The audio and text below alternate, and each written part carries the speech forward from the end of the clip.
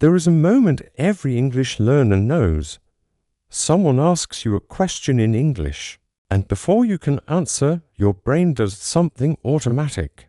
It takes the question, translates it into your native language, thinks of the answer in your native language, and then tries to translate that answer back into English.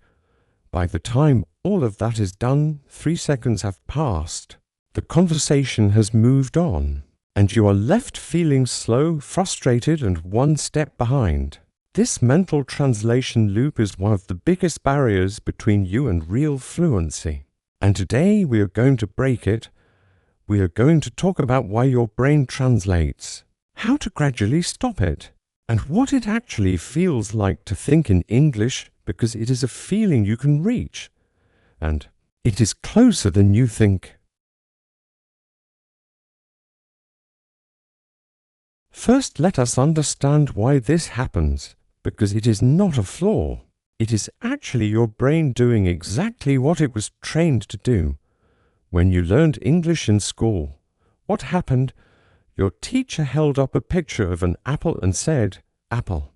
And your brain immediately connected that word to the word for apple in your native language. The English word became a translation of a concept you already had, not a direct connection to the concept itself.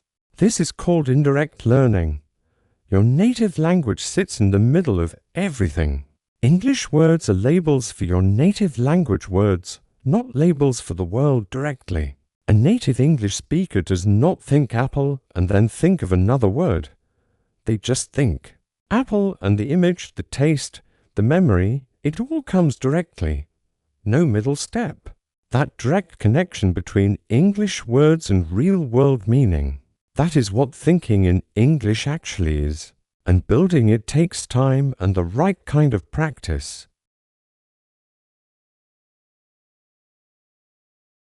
Most learners think thinking in English is one big leap. It is not. It happens into stages. Stage 1, thinking in English words. This is when you start replacing individual words in your thoughts with their English equivalents. Instead of thinking the word for water in your language, you think water. Instead of thinking your word for tired, you think tired. This stage is about replacing labels. It feels small, but it is the foundation. Stage 2, thinking in English structures. This is the deeper level. This is when you stop thinking in your native language's sentence structure and start thinking in English patterns. Instead of building a thought in your language and translating the grammar, you just think the English thought directly. I need to finish this before dinner. Not dinner. Before. I must this finish, which is what happens when you think in another language's structure and then map English words onto it. Most learners stay stuck between stage 1 and stage 2 for a long time. Today's tips will help you move through both.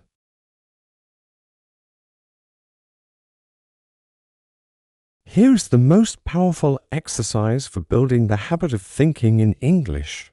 Narrate your life in English inside your head. When you wake up in the morning, think in English. I'm tired. I need coffee. What am I doing today? When you're cooking, think in English. I need to add the onions. The oil is too hot. This smells good. When you're stuck in traffic, think in English. This is taking forever. I should have left earlier. I hope I'm not late. These are not complex thoughts. They are simple, everyday observations. And that is exactly the point. You do not need to think deep philosophical thoughts in English to build the habit. You just need to make English the default language of your internal voice, starting with the simplest moments of your day. Do this consistently for 2 to 3 weeks, and you will notice something remarkable. English thoughts will start arriving before the translation does. And that is the beginning of real fluency. Here is a technique that most people never hear about, and it is one of the most effective. Connect English words directly to images, not to your native language words. When you see the word sunset, do not think of your native language word for sunset. Close your eyes and picture an actual sunset. The colors dot the sky. The feeling. When you think the word exhausted, do not translate it. Feel it. Remember the last time your body felt completely drained. When you hear the word crowded, picture a busy street, a packed train, bodies pressed together. This technique is called direct association, and it rewires how your brain processes English. Instead of English going through your native language as a middleman, it goes directly to meaning, sensation, and memory.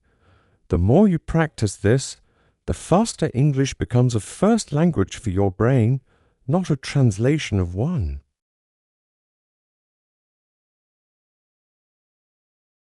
You may have heard people say, "I knew I was becoming fluent when I started dreaming in English." And this is actually true.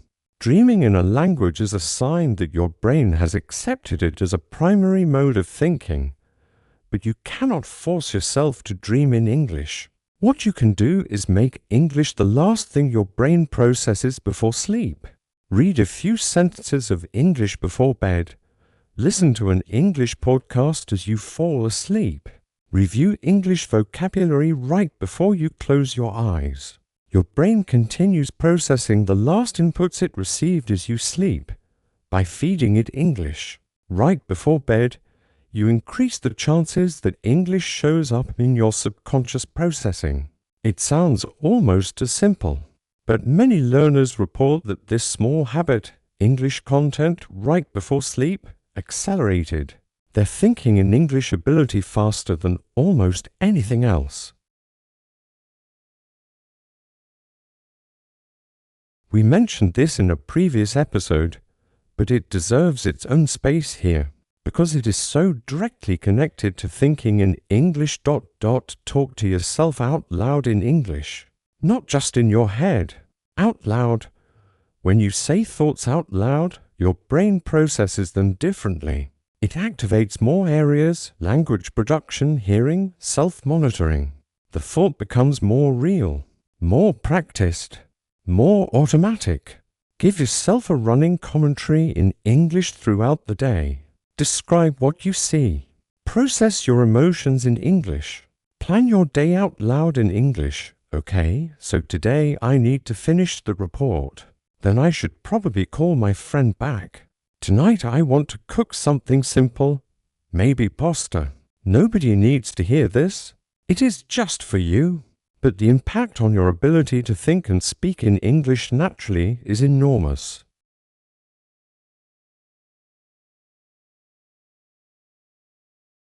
Here is something that keeps the translation loop alive longer than anything else: the search for the perfect word. When you cannot find the exact English word for what you want to say, your brain immediately retreats to your native language to find it there and then translate it. But here is what native speakers do. When they cannot find the exact word, they do not stop. They describe around it.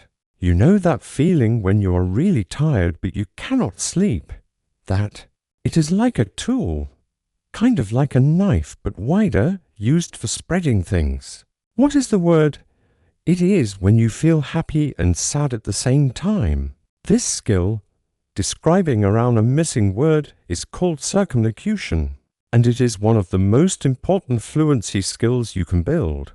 It keeps the conversation moving, it keeps you in English, and it trains your brain to stay in English even under pressure, instead of retreating to translation the moment things get difficult. Here is a simple daily routine you can follow to build the thinking in English habit. Morning to 5 minutes. When you wake up, spend 5 minutes narrating your morning in English inside your head. What you are doing, how you feel, what your plans are. During the day, ongoing ... Every time you have a simple thought, try to have it in English first. Shopping list, to-do list, observations about your surroundings. Evening to 10 minutes. Speak out loud in English for 10 minutes. Talk about your day. What happened? How you felt? What you are thinking about? Before sleep to 5 minutes, read or listen to something in English. Let it be the last thing your brain processes before rest.